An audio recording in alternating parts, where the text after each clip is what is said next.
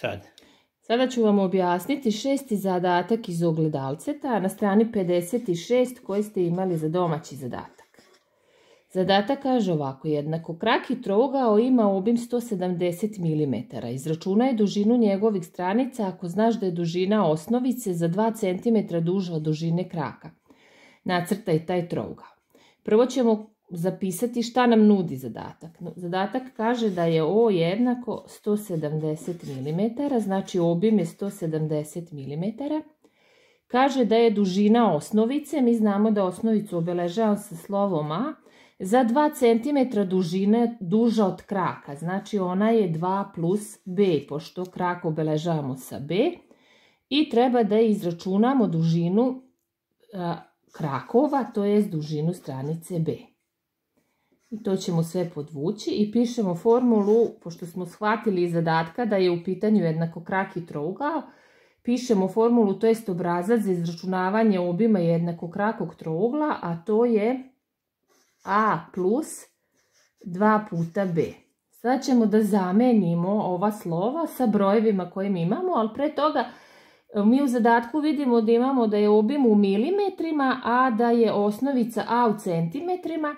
I onda moramo to da stavimo da budu u istoj meri, pa ću ja evo pretvoriti obim u centimetre, to je 17 cm. A mogla sam i obrnuto, da stranicu pretvorim iz centimetra u milimetre, a onda bi A bilo 20 plus B. Ali ja sam se evo odlučila za centimetre. Sada ćemo umjesto slova da zamenimo brojeve, znači umjesto obima pisat ćemo broj 17.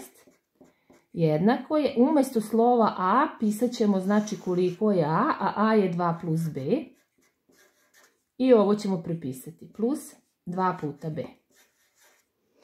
17 je jednako 2 plus, ovdje imamo 1B i ovdje imamo 2B. Kada 1B saberemo sa 2B, to je 3 puta B ili 3B.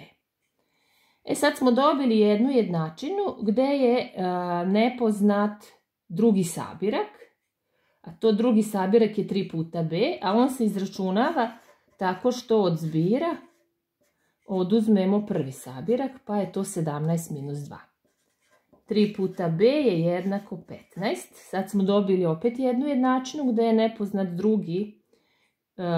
drugi činilac. On se izračunava tako što proizvod podelimo sa prvim činiocem, pa je to 15 podeljeno na 3 i B je jednako 5 cm. Znači krak je 5 cm, a onda ćemo lako izračunati koliko je osnova. Znači A je 2 plus 5, ona je 7 cm.